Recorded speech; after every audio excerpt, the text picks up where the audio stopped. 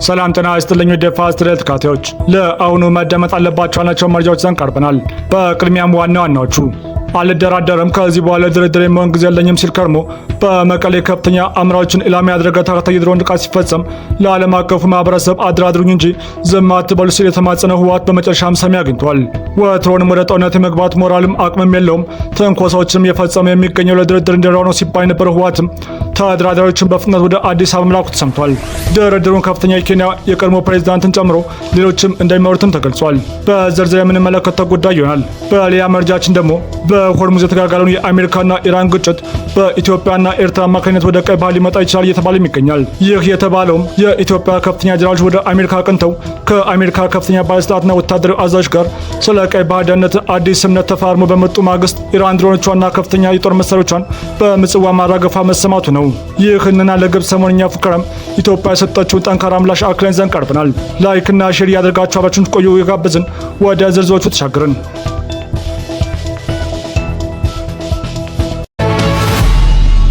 የህወሓት የሰላም ተደራዳሪ ቡድን ለውይይት አዲስ አበባ መግባቱ ተገልጿል።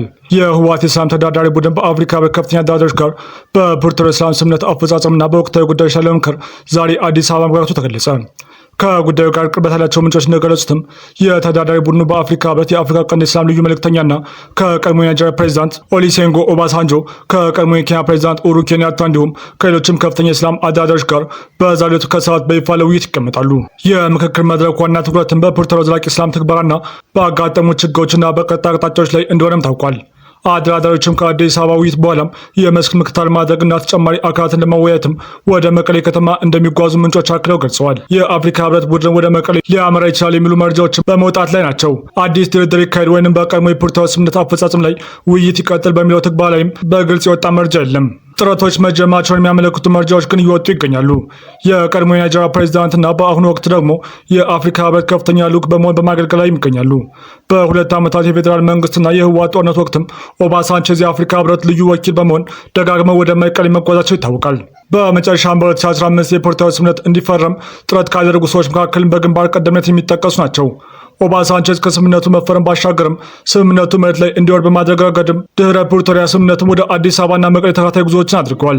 በቅርቡም ህወሓት ወደ ጦርነት እገባለሁ ማለቱን ተከትሎም ወደ መቀሌ አምርተው ከህወሓት ከፍተኛ አመራሮች ጋር መክረው ነበር። ነገር ግን ጉዞአቸውን ተከትሎ የተገኘ ይህ ነው የሚባል ውጤት እንዳልነበረም የቅርብ ጊዜ ትዝታችን ነው። ከዚህም በኋላ በህወሓትና በፌዴራል መንግስት መካከልም ኃይልን የማንቀሳቀስ እንዲሁም የተፈጠሩ ተከታታይ ግጭቶችም ነበሩ።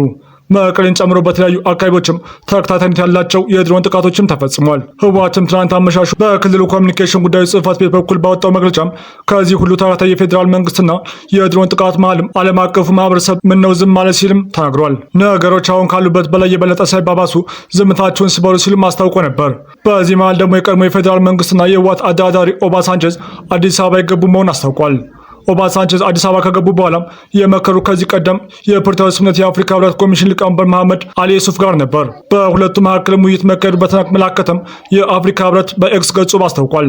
የህብረቱ ኮሚኒኬሽን ሊቀመንበር መሐመድ አሊ ዩሱፍም አሁን እየታዩ ባሉ ቀጠናዊ ለውጦች ላይ ቁጭ ብለው መክረዋል ተብሏል። ከዚህም ጋር በተያያዘም የአፍሪካ ህብረት ሊቀመንበር መሐመድ አሊ ዩሱፍ ኦባሳንጆ ዘላቂ የሀገራዊ ሰላምና መረጋጋት እንዲሰፍን በማድረግ ረገድ የጀመሯቸውን ስራዎች እንዲቀጥሉ አሳስበዋል ተብሏል። ኦባሳንጆ እስካሁን ባለው ሁኔታም ከህብረቱ ኮሚኒኬሽን ሊቀመንበር ጋር ከመወያየታቸው ባለፈም ከኢትዮጵያ ባለስልጣናት ጋር ስለመነጋገራቸው የወጣ መረጃ የለም። በቀጣይ መረጃ የኢራን የጦር መሳሪያዎችና የላቁ የድሮን ቴክኖሎጂዎች በምጽዋ መግባት ለኢትዮጵያ ብሎም ለቀጣናው ደህንነት አስጊ ሆኗል። በምጽዋ አውሮፕላን ማራገፊያ በተነሱ የሳተላይት ምስሎች ላይ ከባድ ጭነት ጫኝ አውሮፕላኖች መታየታቸው ተገልጿል። ከእነዚህ መካከል የቤላሩስ ኤርስ 62 የጭነት አውሮፕላንና በማዕቀብ ስር የሚገኘው የኢራኑ ፋርስ ኤርስ የአየር መንገድ ባለቤትነት ስር ቦይንግ 747 አውሮፕላን ይገኙበታል። እነዚህ በምጽዋ ወደብ ያረፉ የኢራን ካርጎ አውሮፕላኖች ኢራን ከኤርትራ ጋር ለጀመረችው የድሮን ቴክኖሎጂ አቅርቦት ትስስር ሲሆን ይህም በኢትዮጵያ ብሔራዊ ደህንነት ላይ እና በቀይ ባህር አካባቢ ባለው ኃይል ሚዛንን ከፍተኛ ስጋት ደቅኗል።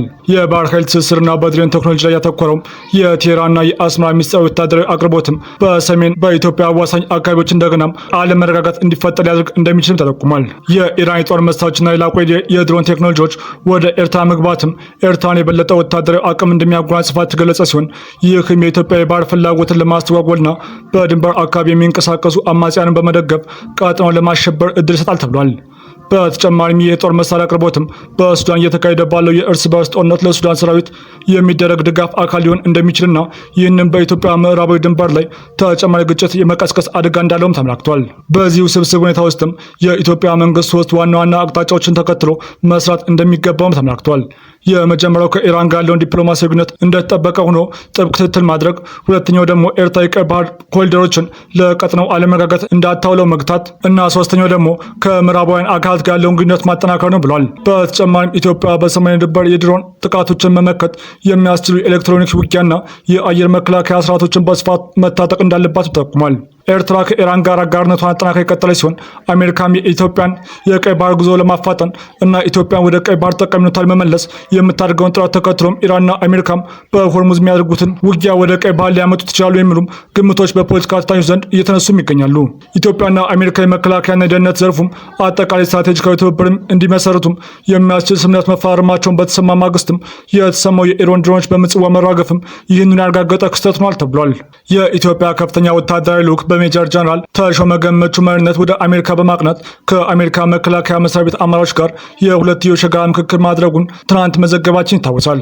በምክክሩም ሁለቱ ሀገራት አጠቃላይ የመከላከያና ደህንነት ስትራቴጂ ትብብሮችን ለመመስረት እንዲሁም የመከላከያ ተቋማትን ትብብር ለማስፋፋትና ስትራቴጂካዊ ቅንጅቶችን ለማጠናከር መስማማታቸው ጠቅሷል። ስምምነቱን በተለይ የሁለቱ ሀገራት ብሔራዊ ጥቅሞችና የጋራ ጠቃሚነትን ማስጠበቅ፣ የጋራ መተማመንና ማጠናከርን በአፍሪካ ቀንድ ዘላቂ ሰላምና መረጋጋትን ለማረጋገጥ የጋራ ጥረቶችን ማጠናከር ላይ ያተኮሩ ነበሩ። በሁለቱ ወገኖች የተስማሙባቸው ማዕቀፎችም በፍጥነት ለመተግበር የመከላከያ ግንኙነቱን ወደ ተሻና ወደፊት ላይ ያተኮረ ስትራቴጂካዊ አጋርነት ለመሸጋገርም ቁርጠኝነት መኖሩም ተገልጿል። እነዚህ የሚታዩ የኃይል ተሳትፎዎችንም በአፍሪካ ቀንድ በተለይም በቀይ ባህር ላይ አዲስ ጦርነት ሊያዋልድ ይችላል እየተባለም ይገኛል።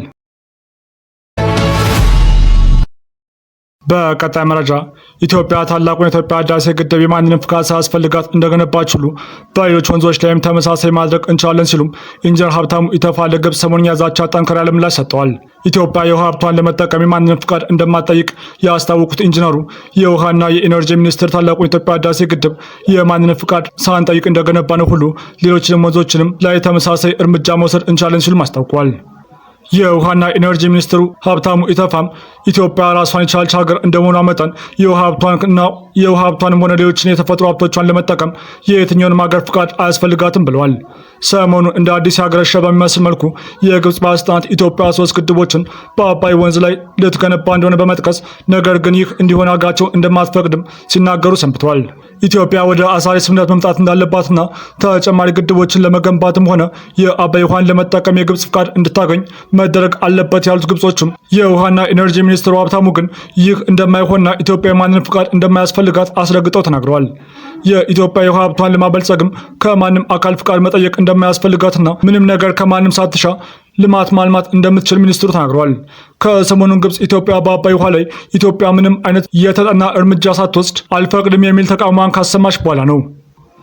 ሀብታሙ ከመንግስታዊ ፐልስ ኦፍ አፍሪካ ጋር ባደረጉት ቆይታም የህዳሴ ግድቡ ዓላማም ሌሎች ሀገራት ላይ ጉዳት እንደሚያደርስ ሲጠቆሙት ሀብታሙም የኤሌክትሪክ ኃይል በማመንጨትም ለሁሉም ቀጠናዊ ሀገራት ላይ የሚተርፍ መሆኑን ተናግረዋል።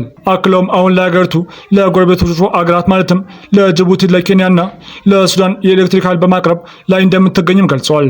ከሶማሌና ከደቡብ ሱዳን በኩልም የኃይል ፍላጎት እየቀረበ መሆኑን አንስተዋል። የተወዳጆቻችን ቤተሰቦች ለእናንተ ይመጥናሉ ብታደምጧቸው ታተርፉባቸዋላችሁ በኔ ማረጣችሁ ዕለታዊ መረጃዎቻችን እስካሁን ደምጣችኋቸው ነበሩ። በተመሳሳይ ሀገርና ቀጠናዊ ጉዳዮች እስክንገናኝ ቸር ቆዩ።